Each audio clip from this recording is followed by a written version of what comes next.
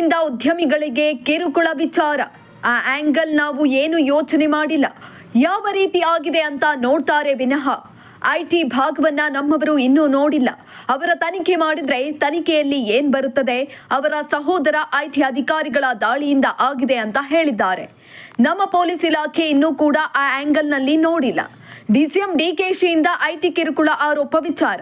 ನಾನು ಗೃಹ ಸಚಿವನಾಗಿ ಹೇಳೋದು ಇಷ್ಟೇ, ಅವರ ಆತ್ಮಹತ್ಯೆ ಆಂಗಲ್ ಅಷ್ಟೇ ಆತ್ಮಹತ್ಯೆಗೆ ಯಾವ ಆಂಗಲ್ ಇದೆ ಅನ್ನೋದಷ್ಟೇ ನೋಡ್ತಾರೆ. ಉಳಿದೆಲ್ಲ ತನಿಖೆಯಲ್ಲಿ ಆ ವಿಚಾರ ಬಂದಾಗ ಮುಂದೆ ತನಿಖೆಯನ್ನ ಮಾಡ್ತಾರೆ. ಪ್ರಾಥಮಿಕ ತನಿಖೆಯಲ್ಲಿ ಏನ್ ಬರುತ್ತೋ ನೋಡೋಣ, ಅದರ ಮೇಲೆ ಮುಂದಿನ ತೀರ್ಮಾನ ಆಗುತ್ತದೆ. ಡಾಕ್ಟರ್ ಜಿ ಪರಮೇಶ್ವರ್ ಕೊಟ್ಟಿರುವಂತ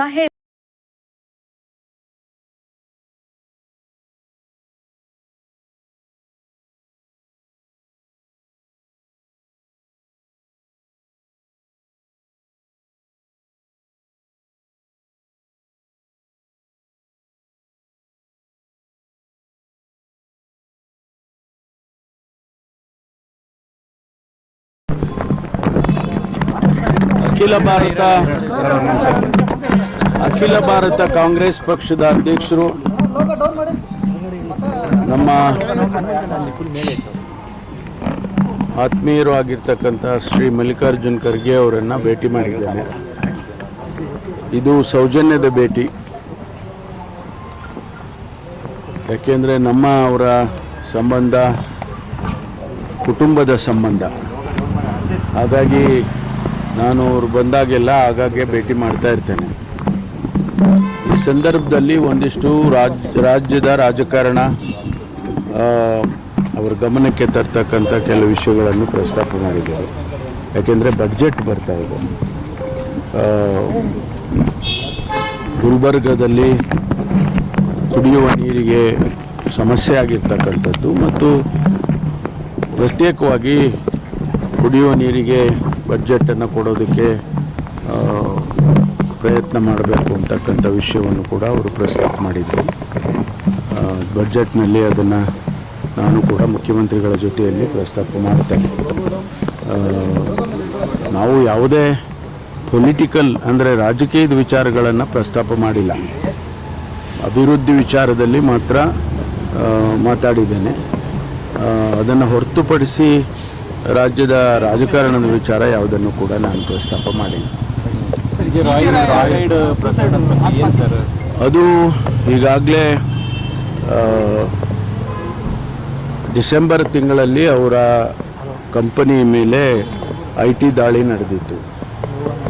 ಅದಾದ ಮೇಲೆ ಅವ್ರಿಗೆ ಮ್ಯಾಂಡೇಟರಿಲಿ 60 ದಿವಸದ ಒಳಗಾಗಿ ಅವರು ಫೈನಲ್ ಮಾಡಬೇಕು, ಚಾರ್ಜ್ ಶೀಟ್ ಏನೋ ಹಾಕಬೇಕು ಅನ್ನುವಂಥ ನಿಯಮ ಇದೆ ಅಂತೇಳಿ ಅವರು ಫೆಬ್ರವರಿ 4ನೇ ತಾರೀಕು ಒಳಗಾಗಿ ಅವರು ಫೈನಲೈಸ್ ಮಾಡಬೇಕು ಅಂತೇಳಿ ಅವರನ್ನು ಕರೆದಿದ್ರು ಅಂತ ಹೇಳಿದರು. ಅಷ್ಟರೊಳಗಡೆ ಅದನ್ನು ಮೊನ್ನೆ 3 ದಿವಸದ ಕೆಳಗಡೆ ದುಬೈಯಿಂದ ಅವರು ಬಂದಿದ್ದಾರೆ. ಅಧಿಕಾರಿಗಳು ಅವರ ಆಫೀಸಿಗೆ ಹೋಗಿ ಅವರ ಜೊತೆಯಲ್ಲಿ ಚರ್ಚೆ ಮಾಡಿ ಅವರ ಸ್ಟೇಟ್ಮೆಂಟ್ಗಳು ತಗೊಳ್ಳೋದಕ್ಕೆ ತಿಳಿಸಿದ್ದಾರೆ.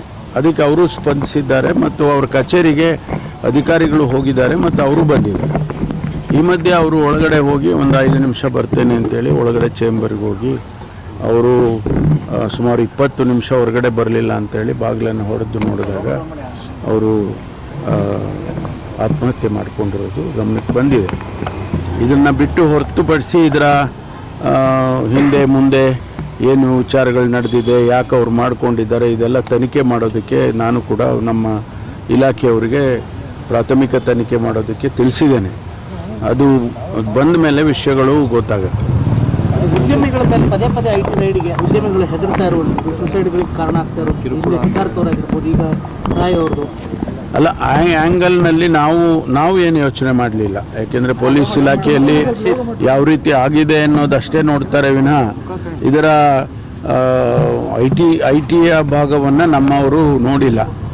ಈಗ ಅವರು ತನಿಖೆ ಮಾಡಿದರೆ ತನಿಖೆಯಲ್ಲಿ ಏನು ಬರುತ್ತೆ, ಅವರ ಸಹೋದರರು ಕೂಡ ಒಂದು ಸ್ಟೇಟ್ಮೆಂಟ್ ಕೊಟ್ಟಿದ್ದಾರೆ, ಐಟಿ ಅವರ ದಾಳಿಯಿಂದ ಅದಾಗಿದೆ ಅಂತೇಳಿ. ಅದೆಲ್ಲ ನಮ್ಮ ಪೊಲೀಸ್ ಇಲಾಖೆಯವರಿಗೆ ಆ ಆ್ಯಂಗಲ್ನಲ್ಲಿ ಇನ್ನೂ ಕೂಡ ಅವರು ನೋಡಿಲ್ಲ. ರಾಜಕೀಯ ಪ್ರೇರಿತ ದಾಳಿಗಳು ಜಾಸ್ತಿ ಆಗ್ತಾ ಇದೆ.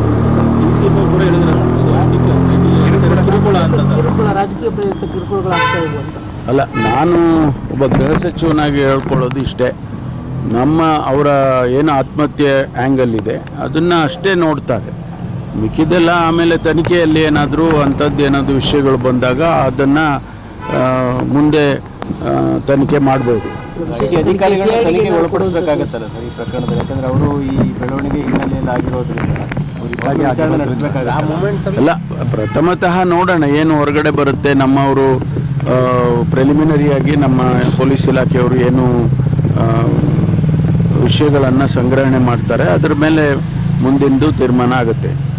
ಸರ್, ನಾಳೆ ಕೇಂದ್ರ ಬಜೆಟ್ ಇದೆ, ಏನು ನಿರೀಕ್ಷೆ ಇದೆ ಅಂತ? ನೋಡಿ, ರಾಜ್ಯಕ್ಕೆ GST ಪಾಲು ಏನಿದೆ ಅದನ್ನು ನಮಗೆ ಕೊಡಬೇಕಾದಂಥದ್ದು, ಜೊತೆಗೆ ನಮಗೆ ಹಳೇದು ಬಾಕಿ ಇದೆ ಮತ್ತು ಹೊಸದಾಗಿ ಕೊಡಬೇಕಾದದ್ದನ್ನು ಕೂಡ ಹೆಚ್ಚು ಪರ್ಸೆಂಟೇಜ್ ಕೊಡಬೇಕು ಅಂತಕ್ಕಂಥದ್ದು ನಮ್ಮ ಬೇಡಿಕೆ. ಜೊತೆಗೆ ಹಳೇದು ಕೂಡ ಕೊಡಬೇಕು ಅಂತ. ಎರಡನೇದು, ನಮಗೆ JJM ಅಂತ ಇಡೀ ದೇಶದಲ್ಲಿ ಜಲ್ ಜೀವನ್ ಮಿಷನ್ನು ವಾಟರ್ ಸಪ್ಲೈ ಮನೆ ಮನೆಗೆ ಗಂಗೆ ಅಂತ ಹೇಳಿ ಏನು ಮಾಡಿದ್ದಾರೆ, ಅದನ್ನು 50-50 ರೇಷಿಯೋನಲ್ಲಿ ಮಾಡಬೇಕು ಅಂತೇಳಿ ನಾವೇ ಹಣ ಖರ್ಚು ಮಾಡ್ಕೊಂಡಿದ್ದೇವೆ. ನಮಗೆ ಅದರಲ್ಲಿ 13,000 ಕೋಟಿಗೂ ಹೆಚ್ಚು ಹಣ ನಮಗೆ ಬರಬೇಕಾಗಿದೆ, ಅದು ಇನ್ನೂ ಕೂಡ ಬರಲಿಲ್ಲ. ಮತ್ತು ಹಿಂದೆ ಭದ್ರಾ ಪ್ರಾಜೆಕ್ಟಿಗೆ 5,300 ಕೋಟಿ ಕೊಡ್ತೇವೆ ಅಂತ ಹೇಳಿ ಬಜೆಟ್ನಲ್ಲಿ ಘೋಷಣೆ ಮಾಡಿದರು, ಅದನ್ನು ಕೂಡ ಕಳೆದ ಇಡೀ ವರ್ಷ ನಮ್ಗೆ ಕೊಡಲಿಲ್ಲ. ಇದೆಲ್ಲ ಬೇಡಿಕೆಗಳು ನಮ್ಮವು ಇದ್ದಾವೆ. ಅದರ ಜೊತೆಗೆ ಹೊಸದಾಗಿ ಏನಾದರೂ ಕೂಡ ರಾಜ್ಯ ಸರ್ಕಾರಕ್ಕೆ, ಕರ್ನಾಟಕಕ್ಕೆ ಕಾಂಗ್ರೆಸ್ ಪಕ್ಷದ ಸರ್ಕಾರ ಅನ್ನೋದನ್ನು ಹೊರತುಪಡಿಸಿ ದೇಶದ ಅಭಿವೃದ್ಧಿ ದೃಷ್ಟಿಯಿಂದ ಕರ್ನಾಟಕ ರಾಜ್ಯಕ್ಕೆ ಏನಾದರೂ ಒಂದು ಕೊಡುಗೆಯನ್ನು ಕೊಡಲೇಬೇಕು. ಅವರು ಬೆಂಗಳೂರಿಗೆ ಆಗಲಿ ಅಥವಾ ಬೇರೆ ಬೇರೆ ಜಿಲ್ಲೆಗಳಿಗಾಗಲಿ ನಮಗೆ ಕೊಡಬೇಕು ಅಂತಕ್ಕಂಥದ್ದು ನಮ್ಮ ಬೇಡಿಕೆ. ನೋಡೋಣ, ಕಾದು ನೋಡಬೇಕಾಗುತ್ತೆ. ಇನ್ಸ್ಪೆಕ್ಟರ್ ಒಬ್ಬರು ಗೋವಿಂದರಾಜು ಲಂಚ ತೆಗೆದುಕೊಳ್ಳುವಾಗ ಇಲ್ಲ, ಅವರಿಗೆ ಈಗಾಗಲೇ ನಾವು ಸಸ್ಪೆಂಡ್ ಮಾಡಿದ್ದೇವೆ. ಸಸ್ಪೆಂಡ್ ಮಾಡಿ ತತ್ಕ್ಷಣ ನನ್ನ ಗಮನಕ್ಕೆ ಬಂದಾಗ ನಾನು ಕಮಿಷನರ್ಗೆ ಹೇಳಿ ಕಮಿಷನರ್ ಅವರು ಸಸ್ಪೆಂಡ್ ಮಾಡಿದ್ದಾರೆ. ಮುಂದಿನ ಕ್ರಮ ಇಲಾಖೆಯಲ್ಲಿ ಯಾವ ರೀತಿ ಕ್ರಮ ತಗೊಳ್ಬೇಕೋ ಅದು ತೊಗೊಳ್ತೀವಿ. ಇದು ನಾವು ಮೊನ್ನೆ ಕೂಡ ಪೊಲೀಸ್ ಕಾನ್ಫರೆನ್ಸಲ್ಲಿ ಮುಖ್ಯಮಂತ್ರಿಗಳು ನಾನು ಇಬ್ಬರೂ ಕೂಡ ಈ ಭ್ರಷ್ಟಾಚಾರದ ವಿಚಾರದಲ್ಲಿ ಭಾಳಷ್ಟು ಕಠಿಣವಾಗಿ ಹೇಳಿದ್ದೇವೆ. ಪದೇ ಪದೇ ಇಂಥ ಘಟನೆಗಳು ನಡೆದಾಗ ಇದು ಸರ್ಕಾರಕ್ಕೂ ಇಲಾಖೆಗೂ ನಮಗೆಲ್ಲರಿಗೂ ಮುಜುಗರ ತರುತ್ತೆ. ನಾನು ನಿರ್ದಾಕ್ಷಿಣ್ಯವಾಗಿ ಇಂಥವ್ರ ವಿರುದ್ಧ ಕ್ರಮ ತಗೊಳ್ತೀವಿ ಮತ್ತು ಕ್ರಮ ಆಮೇಲೆ ತಗೊಳ್ತೀವಿ ಆದಮೇಲೆ. ಆದರೆ ಆಗೋಕ್ಕೆ ಮುಂಚೆ ಅವರು ಇದನ್ನು ಮನಸ್ಸಲ್ಲಿ ಇಟ್ಕೊಂಡು ಕೆಲಸ ಮಾಡಬೇಕು ಅನ್ನೋದು ಅಷ್ಟೇ ನನ್ನ ಸೂಚನೆ. ಎಲ್ಲರಿಗೂ ಕೂಡ ನಾವು ಭಾಳ ಕಠಿಣವಾಗಿ ಹೇಳಿದ್ದೀವಿ ಈ ಪೊಲೀಸ್ ಕಾನ್ಫರೆನ್ಸಲ್ಲಿ. ಪ್ರತಿ ಬಾರಿ ಹೇಳ್ತೀವಿ, ಈ ಬಾರಿ ಅಂತೂ ಭಾಳ, ಏಕೆಂದರೆ ಸುಮಾರು 100ಕ್ಕೂ ಹೆಚ್ಚು ಜನ ನಾವು ಸಸ್ಪೆಂಡ್ ಮಾಡಿದ್ದೀವಿ. ಬೇರೆ ಬೇರೆ ಕಾರಣಕ್ಕೆ ಅವ್ರನ್ನ ಸಸ್ಪೆಂಡ್ ಮಾಡಿದ್ದೀವಿ. ಆ ಸಸ್ಪೆನ್ಷನ್ನಲ್ಲಿ ಈ ಭ್ರಷ್ಟಾಚಾರನ ಮಾಡಿರೋರು ಕೂಡ ಸೇರಿಕೊಂಡಿದ್ದಾರೆ. ಅದಕ್ಕೆ ಪೊಲೀಸ್ ಇಲಾಖೆಗೆ ಕೆಟ್ಟ ಹೆಸರು ಬರುತ್ತೆ, ಅದನ್ನು ನೀವು ಎಚ್ಚರಿಕೆಯಿಂದ ನೋಡಬೇಕು ಅಂತೇಳಿ ಯೂನಿಟ್ ಆಫೀಸರ್ಸ್ಗೆಲ್ಲ ಸೂಚನೆ ಕೊಟ್ಟಿದ್ದೀವಿ. ಸೀನಿಯರ್ ಆಫೀಸರ್ಸ್ಗಳ ಜವಾಬ್ದಾರಿ ಹಾಕಿದ್ದೀವಿ. ಇಂತಿಂಥ ಜಿಲ್ಲೆಗಳನ್ನು ಕೂಡ ಉಸ್ತುವಾರಿ ಮಾಡಿ ಅವರಿಗೆ ನೀವು ಕ್ರಮ ತಗೋಬೇಕು ಏನಾದರೂ ಇಮಿಡಿಯೇಟಾಗಿ ಆದರೆ. ಆದರೆ ನನ್ನ ಸಲಹೆ ಮತ್ತು ಮನವಿ ಏನು ಅಂತಂದರೆ, ಆದಮೇಲೆ ನಾವು ಕ್ರಮ ತಗೊಳ್ಳೋದು ಬೇರೆ ವಿಚಾರ. ಭ್ರಷ್ಟಾಚಾರವನ್ನು ಯಾರೋ ಲಂಚ ತೊಗೊಂಡು ನಂತರ ನಾವು ಸಸ್ಪೆಂಡ್ ಮಾಡ್ತೀವಿ ಅಥವಾ ಡಿಸ್ಮಿಸ್ ಮಾಡ್ತೀವಿ. ಆದರೆ ಆಗೋಕ್ಕೆ ಮುಂಚೆನೇ ಅವ್ರ ಮನಸ್ಸಿಗೆ ಹೋಗಬೇಕಿದು, ನಾವು ಪ್ರಾಮಾಣಿಕವಾಗಿ ಕೆಲಸ ಮಾಡಬೇಕು ಅನ್ನೋದು, ಅದು ನನ್ನ ಸಲಹೆ ಅಂತೇಳಿ ಈ ಸಂದರ್ಭದಲ್ಲಿ ಹೇಳ್ತೀನಿ. ಅದೆಲ್ಲ ಗೊತ್ತು, ನೋಡಿದ್ದೇನೆ. ಖಂಡಿತವಾಗಿ ಆಗುತ್ತೆ, ಇದು ಇಲಾಖೆಗೆ ಆಗುತ್ತೆ, ಸರ್ಕಾರಕ್ಕೆ ಆಗುತ್ತೆ, ನಮಗೆ ವೈಯಕ್ತಿಕವಾಗಿ ಗೃಹ ಸಚಿವರಿಗಾಗುತ್ತೆ, ಇದೆಲ್ಲ ಹಾಗೇ ಆಗ್ತದೆ. ಆದರೆ ಇದು ಆಗಬಾರ್ದಲ್ವಾ, ಆಗಬಾರ್ದು ಅನ್ನೋ ಸೂಚನೆಯನ್ನು ಈಗ ಕೊಟ್ಟಿದ್ದೇವೆ.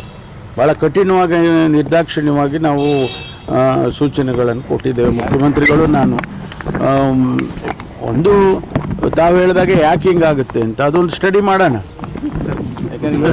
ಅಧ್ಯಯನ ಮಾಡಿ ಏನು ಫ್ಯಾಕ್ಟರು ಈ ರೀತಿ ಹಾಗಲ್ಲ, ಇವ್ರನ್ನ ಲಂಚ ತಗೊಳ್ಳೋದಕ್ಕೆ ಏನು ಯಾವ ಫ್ಯಾಕ್ಟರು ಅವರಿಗೆ ದುಡ್ಡು ಕೊಟ್ಟು ಬರೋದು ಈ ಥರದ್ದೇನೋ ನಡೀತಾ ಇದೆಯಾ ಸರ್? ನೋಡಪ್ಪ, ನಾನು ಹಿಂದೆನೂ ಹೇಳಿದ್ದೀನಿ, ಇವತ್ತು ಹೇಳ್ತೀನಿ, ನನ್ನ ಹಂತದಲ್ಲಿ ಯಾವುದು ಅಂಥ ಪ್ರಕರಣಗಳು ಅಥವಾ ಅಂಥ ವಿಚಾರಗಳು ನಡೆಯೋದಕ್ಕೆ ಬಿಡೋದಿಲ್ಲ ನಾನು. ಯಾಕೆಂದರೆ ನಮಗೂ ಜವಾಬ್ದಾರಿ ಇದೆ ಅಲ್ವಾ. I am answerable to people of Karnataka. ನಮಗೆಲ್ಲ ಮತ ಕೊಟ್ಟು ನೀವೆಲ್ಲ ಸರ್ಕಾರ ಆಡಳಿತ ಮಾಡಿ ಅಂತ ನಮ್ಮನ್ನು ಕಳಿಸಿದಾಗ ನಾವು ಹೇಗೆ ಮಾಡಬೇಕು? ಅದಕ್ಕೋಸ್ಕರ ಅದನ್ನು ಆದಷ್ಟು ಅಂಥದ್ದು ಯಾವುದೂ ಘಟನೆ ಆಗದಾಗ ನಾನು ನೋಡ್ಕೊಳ್ತಿದ್ದೀನಿ. ಬಟ್ ಬೇರೆ ಬೇರೆ ಹಂತದಲ್ಲಿ ಏನಾದ್ರು ಆದರೆ ನಂಗೆ ಗೊತ್ತಿಲ್ಲ. ಸರ್, ಈಗ CJ ರೈ ಅವ್ರ ಕೇಸಲ್ಲಿ ಅಧಿಕಾರಿಗಳು ಕೇರಳದಿಂದನೇ ಎಲ್ಲರೂ ಬಂದಿದ್ರ, ಮತ್ತೆ ಅವರು ಈಗ ಬೆಂಗಳೂರು ತೊರೆದಿದ್ದಾರಾ ಅಥವಾ ಇಲ್ಲೇ ಆ ಥರ? ಇಲ್ಲ, ಆ ಡೀಟೇಲ್ಸ್ ಎಲ್ಲ ನಾನು ಕೇಳೋಕೆ ಹೋಗಿಲ್ಲ. ಯಾಕೆಂದರೆ ಅವರು ಯಾರಿದ್ರು ಟೀಮ್ನಲ್ಲಿ ಅಂತ ನನಗೆ ಗೊತ್ತಿಲ್ಲ. ಅವರು IT ಡಿಪಾರ್ಟ್ಮೆಂಟ್ನವರು ಯಾರನ್ನು ಕಳಿಸಿದ್ರು ಏನೋ ಅದೆಲ್ಲ ತನಿಖೆ ಮಾಡಿದಾಗ ಅದೆಲ್ಲ ಗೊತ್ತಾಗುತ್ತೆ.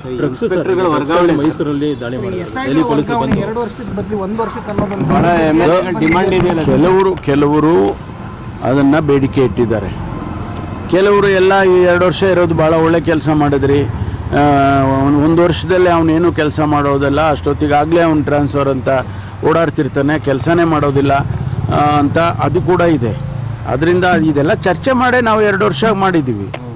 ಇಲಾಖೆನಲ್ಲಿ ಹೋಗಿ ಕೇಳಿ ಇನ್ಸ್ಪೆಕ್ಟರ್ಗಳಿಗೆ, ಅವರು ನಮ್ಗೆ ಭಾಳ ಒಳ್ಳೆಯದು ಮಾಡಿದ್ರಿ, ಇಲ್ಲ ನಮಗೆ 2 ವರ್ಷದ ತನಕ ಅಟ್ಲೀಸ್ಟ್ ನಾವು ಕೆಲಸ ಮಾಡ್ಬೋದು ಅಂತ ಹೇಳ್ತಾರೆ. ಇದನ್ನು ನೋಡೋಣ ಮುಂದಿನ ದಿನದಲ್ಲಿ ಯಾವ ರೀತಿ ಇರ್ತದೆ. ಸರ್, ದೆಹಲಿ ಪೊಲೀಸರು ಬಂದಲ್ಲ ರೈಡ್ ಮಾಡಿದ್ದಾರೆ ಮೈಸೂರಲ್ಲಿ, ಎಲ್ಲೊಂದು ಕಡೆ ತಡೀತಲ್ಲ ಸರ್ಕಾರ ಅನ್ನೋ ಮಾತನ್ನು ಪ್ರತಿಪಕ್ಷ ನೋಡಿ, ನಾವು ತಡೀತಾ ಇಲ್ಲ ಅನ್ನೋದು ಸುಳ್ಳು. ಅವ್ರು ಹೇಳೋದು ಸತ್ಯಕ್ಕೆ ದೂರವಾಗಿರ್ತಕ್ಕಂಥದ್ದು. ದಿನನಿತ್ಯ ರೈಡ್ ಮಾಡ್ತಾ ಇದ್ದೀವಿ, ದಿನನಿತ್ಯ ಹಿಡಿತಾ ಇದ್ದೀವಿ, ಬರ್ತಾ ಇರುತ್ತೆ. ಅದನ್ನು ನಾವು ಈಗ ಇದು ಅಂತಾರಾಷ್ಟ್ರೀಯ ಲೆಕ್ಕಾಚಾರದಲ್ಲಿ ಈಗ ಈಗ ಥೈಲ್ಯಾಂಡಿಂದ ಬರ್ತಾ ಇದೆ, ಅದನ್ನು ನಾವು ಎಷ್ಟು ಹಿಡಿತಾನೆ ಇದ್ದೀವಿ. ಈಗ ಹೈಡ್ರೋ ಗಾಂಜಾ ಅಂತೇಳಿ ಹೊಸದಾಗಿ ಈಗ ಅದೊಂದು ಶುರುವಾಗ್ಬಿಟ್ಟಿದೆ. ಪ್ರತಿನಿತ್ಯ ಒಂದಲ್ಲ ಒಂದು ದಿವಸ 5 ಕೋಟಿ 10 ಕೋಟಿ ಈ ರೀತಿ ಸಿಕ್ಕತ್ತೆ. ಮೈಸೂರಿನಲ್ಲಿ ನಡೆದಿರೋ ಘಟನೆ, ಅವನು ಯಾರೋ ಕರ್ನಾಟಕದಿಂದ ಹೋಗಿ ಅಲ್ಲಿ ಕಾರ್ ಸಿಗಾಕೊಂಡು ಅವನು ಡ್ರಗ್ಸ್ ಇತ್ತು ಆ ಕಾರಲ್ಲಿ ಹಾಗೆ ಅಂತೇಳಿ ಅವನ್ನ ಕ್ರ್ಯಾಕ್ ಮಾಡಿಕೊಂಡು ಅವನ ರಿಲೇಟಿವ್ ಯಾರೋ ಅಂತ ಹೇಳಿ ಬಂದಿದ್ದಾರೆ. ಒಂದು ಫಿನೈಲ್ ಫ್ಯಾಕ್ಟ್ರಿ ಮಾಡೋದಕ್ಕೆ ಸೆಟಪ್ ಮಾಡ್ತಾಯಿದ್ರು, ಇನ್ನೂ ಕಂಪ್ಲೀಟು ಆಗಿರಲಿಲ್ಲ. ಅಂಥದ್ರಲ್ಲಿ ಅವ್ರು ಬಂದು ಅಲ್ಲಿ ನೋಡಿದ್ದಾರೆ, ಏನೂ ಅಲ್ಲಿ ಅವ್ರಿಗೇನು ಸಿಕ್ಕಿಲ್ಲ. ನನಗೆ ಆಶ್ಚರ್ಯ ಏನಂತಂದರೆ ಅವರು ಒಂದೆನ್ನೆ ಒಂದು ಹೇಳಿಕೆ ಕೊಟ್ಟಿದ್ದಾರೆ, ಪ್ರೆಸ್ ರಿಲೀಸ್ ಮಾಡಿದ್ದಾರೆ. ಅದರಲ್ಲಿ ನಮಗಿಷ್ಟು ಅಲ್ಲಿ ಸಿಕ್ಕಿರೋದು ಬೇರೆ, ಬಟ್ ಕರ್ನಾಟಕದಲ್ಲೂ ಸಿಕ್ಕಿದೆ ಅಂತಕ್ಕಂಥ ಹೇಳಿಕೆ ಕೊಟ್ಟಿದ್ದಾರೆ. ಅದನ್ನು ನಾನು ಇವತ್ತು ಕೂಡ ನಿನ್ನೆ ಮೈಸೂರಿಗೆ ಹೋಗಿದ್ದೆ. ನಾನು ಅಲ್ಲಿ ಕಮಿಷನರು ಮತ್ತು ನಮ್ಮ IG ಅವ್ರ ಜೊತೆ ಎಲ್ಲ ಮಾತಾಡಿದಾಗ, ಇಲ್ಲ ಸರ್, ಏನು ನಮ್ಮ ಜೊತೆಯಲ್ಲಿ IB ಅವರು ಇದ್ದರು, ನಮ್ಮ ಜೊತೆಯಲ್ಲಿ ಅಲ್ಲಿ ಯಾವುದು ಮೆಟೀರಿಯಲ್ ಯಾವುದು ಸಿಕ್ಕಲಿಲ್ಲ ಅಂತ ಹೇಳಿದರು. ನಾನು ಕೂಡ ಅದನ್ನೇ ಹೇಳಿಕೆ ಕೊಟ್ಟಿದ್ದೆ ನಿನ್ನೆ. ಮತ್ತು ನಿನ್ನೆ ಪ್ರೆಸ್ ಕಾನ್ಫರೆನ್ಸಲ್ಲಿ ಪ್ರೆಸ್ ರಿಲೀಸಲ್ಲಿ ನೋಡಿದಾಗ ಕರ್ನಾಟಕದಲ್ಲೂ ಸಿಕ್ಕಿದೆ ಅಂತ ಹೇಳಿದ್ದಾರೆ. ಅದನ್ನು ಮತ್ತೆ ವೆರಿಫೈ ಮಾಡ್ತೇನೆ. Thank you.